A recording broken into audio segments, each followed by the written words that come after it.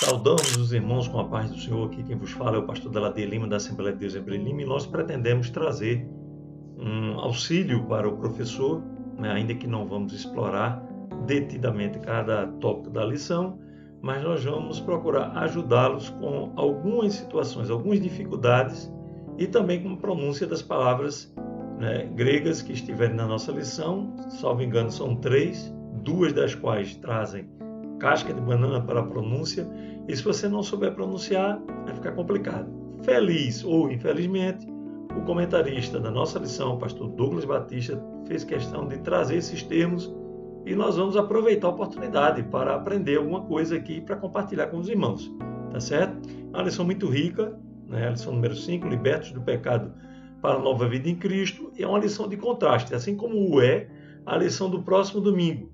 Vai contrastar a vida velha sem Cristo, a vida nova em Cristo, tá certo? Então, seguindo aqui na nossa lição, nós vamos para o texto áureo. Mas Deus, que é riquíssimo em misericórdia, pelo seu muito amor com que nos amou, estando nós ainda mortos em nossas ofensas, nos vivificou juntamente com Cristo. Então, esse é o ponto central da nossa lição, a nova vida em Cristo. Fomos nascidos de novo para uma nova vida, diferente daquilo que a gente vivia, tá certo? E essa vida está centrada, está baseada, está apoiada, está lastreada em Cristo Jesus, o nosso Senhor. Verdade prática diz assim: por meio da maravilhosa graça divina fomos libertos do pecado, perdoados e salvos da condenação, e ainda recebemos o direito à vida eterna. É como se Deus achasse pouco tudo aquilo que fez por nós, ainda disse: eu quero todo mundo comigo no meu reino. Isso é maravilhoso para nós pensarmos. A leitura bíblica em classe vai falar de Efésios capítulo 2, versículos 1 ao 10. Eu sugiro fortemente que todo professor esmerado leia o capítulo 2 completamente e, se possível, leia mais de uma vez. Então, portanto, leia e releia o capítulo 2, para você poder se situar no assunto e entender o contexto no qual Paulo está escrevendo a carta aos Efésios nesse capítulo 2. Já ultrapassamos aí outras análises que ficaram nas outras lições e agora caminhamos para o capítulo 2. Objetivo geral da nossa lição: revelar que a graça salvadora de Cristo nos garante a vida eterna. Ninguém é salvo por merecer. Nós não somos salvos porque somos bons. Nós não somos salvos porque a nossa família tem um sobrenome famoso, nós temos uma gorda conta bancária. Nós somos salvos pela graça. E isso significa que sem a graça nós estávamos perdidos, acabados, não tinha o que fazer.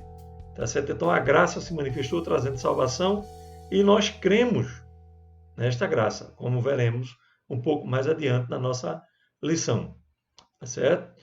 Há 3 objetivos específicos, como sempre é praxe nas lições, eventualmente uma ou outra que traz mais que 3 objetivos, mas eles são: refletir sobre a nossa natureza pecaminosa, explicar que fomos vivificados pela graça de Deus e informar que nossa salvação vem de Deus e não das obras.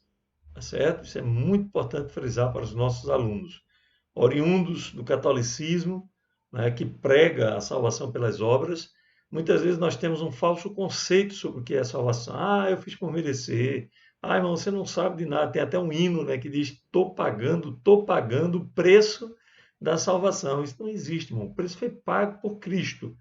Nós estamos seguindo o Senhor Jesus por opção, cremos nele, entregamos a vida a ele, cremos na graça, cremos na oferta da salvação, e é tudo que nós podemos fazer, tá certo? Mas só Cristo é capaz de fazer, e ele fez por nós, tá certo? Então, a introdução vem falando da libertação dos pecados.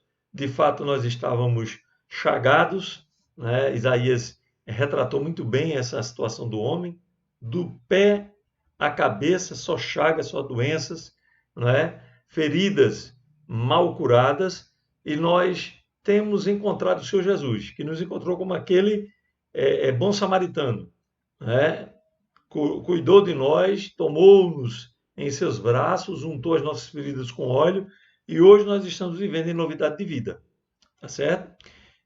O primeiro ponto da nossa lição vai falar sobre a antiga natureza morta em ofensas e pecados. é um retrato da nossa condição anterior, como éramos, né? A palavra aqui, o texto, né, diz que nós fomos vivificados, estando mortos. Não há, irmãos, outra metáfora mais apropriada do que essa, outra analogia, melhor dizendo, do que mortos. Estávamos irremediavelmente mortos para Deus, vivos para o mundo, comprávamos, vendíamos, casávamos, nos dávamos em casamento, mas nós estávamos mortos. Para Deus não tinha nenhum valor, tá certo?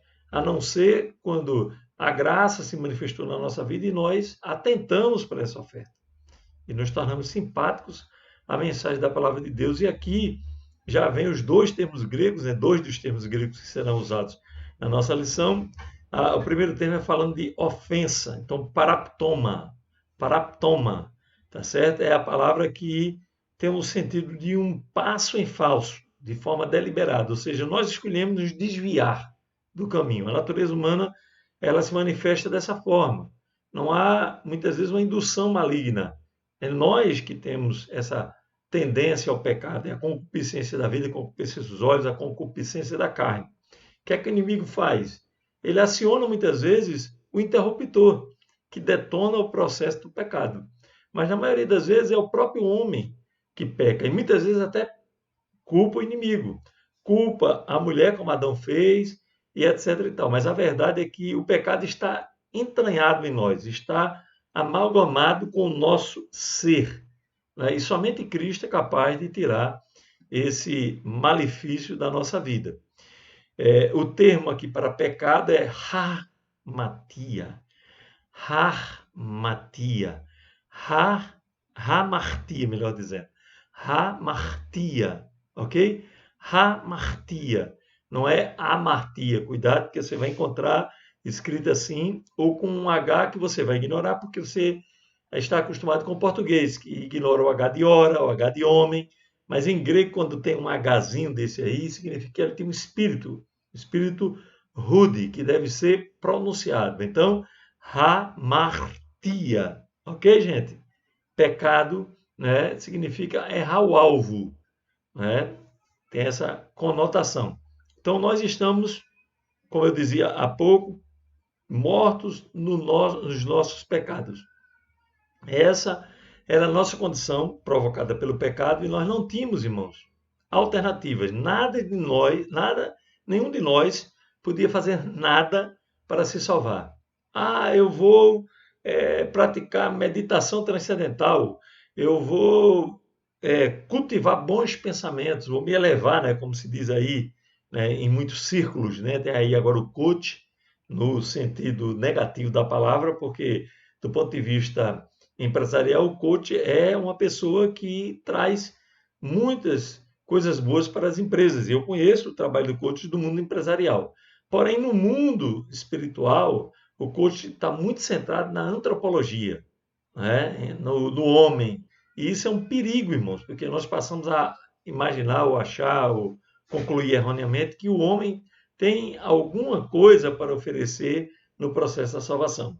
O máximo que o homem pode fazer no processo da salvação é crer, é entregar sua vida a Cristo e dizer: Senhor, me transforma. Isso é tudo que nós podemos fazer, tá certo? No segundo subponto da lição vai falando das ofensas e pecados, vai descrevendo essas ofensas de modo sistemático, e nós chegamos a um conceito interessante que vem do modo de pensar oriental, que é o caminho.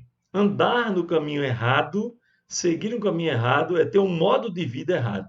Então, no modo de pensar judaico, o caminho significa escolha, né? Nós escolhemos que estrada queremos andar, a estrada dos vícios, do adultério, da prostituição, dos pecados, dos erros de forma generalizada, ou a estrada do bem, mas somos nós que escolhemos em que estrada andar.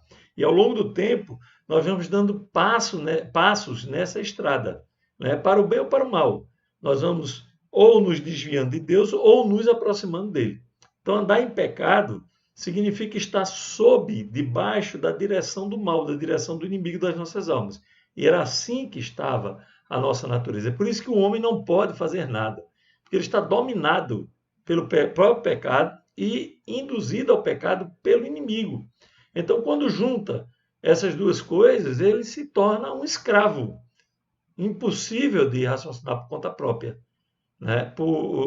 No homem, na sua natureza, ele é incapaz de dar um passo para Cristo, a não ser que, iluminado pela palavra, ele creia e se entregue, como nós já falamos, tá certo? Então, nós andamos nessa estrada terrível até que Cristo nos vivificou. Nós fomos vivificados pela graça, estávamos debaixo da ira, distantes da aliança, alheios à promessa, tá certo? Depois da parede de inimizade contra Deus, tá certo? Estávamos irremediavelmente perdidos. Concluo pela terceira vez. Até que Cristo estendeu suas mãos para nós, estendeu a sua palavra, e nós cremos nesta palavra. Nós aceitamos a oferta de salvação e nos tornamos nova vida em Cristo. Fomos vivificados por Ele. Agora, somos alcançados pela sua misericórdia e por seu amor.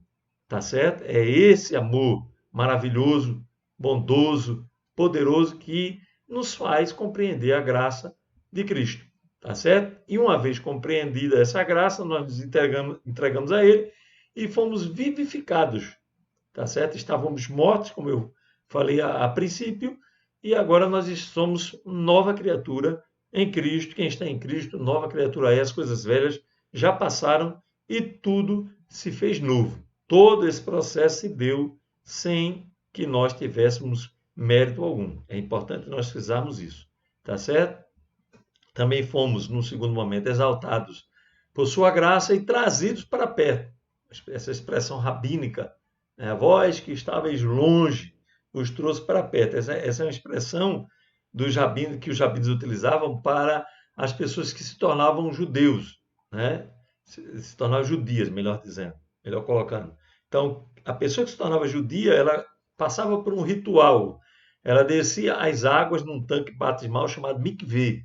E esse tanque era tão importante, esse processo, esse testemunho público era tão importante que os ensinamentos rabínicos autorizavam se vender até a Torá da sinagoga para comprar o mikveh, de tão importante que era. Então a pessoa descia aquelas águas, recitava partes da Torá e se tornava um judeu. Se fosse um homem, era circuncidado. Né? Então o que acontece? Essa mesma analogia Paulo trouxe para nós. Está todo mundo distante de Deus e agora nós estamos perto. Estamos dentro da aliança pela misericórdia bendita do Senhor Jesus.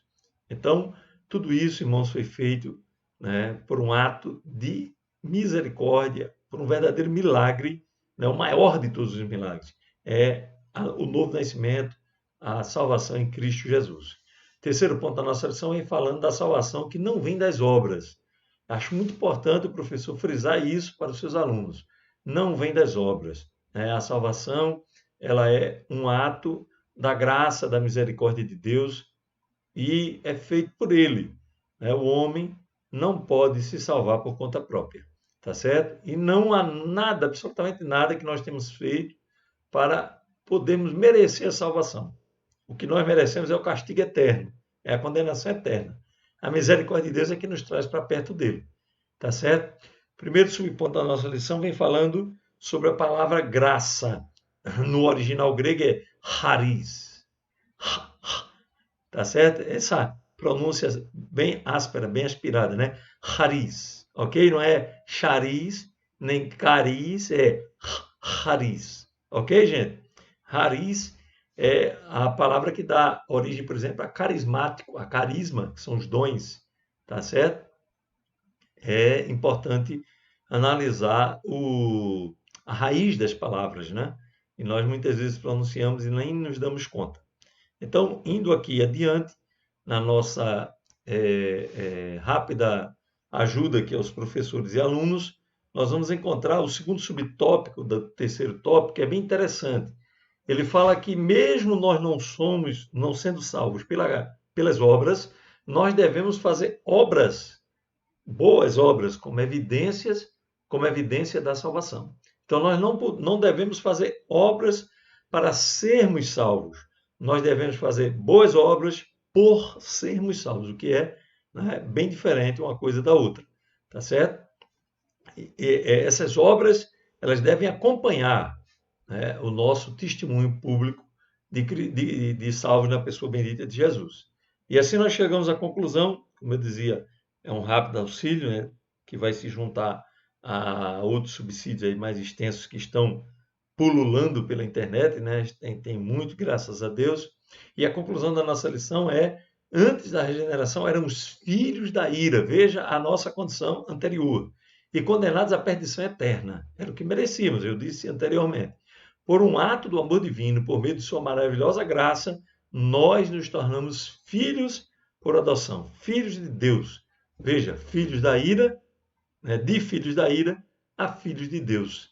De não ter nada, está condenada à perdição eterna, nós agora somos herdeiros com Cristo das promessas que estão guardadas no céu, das quais nós falamos na lição passada. Tá certo?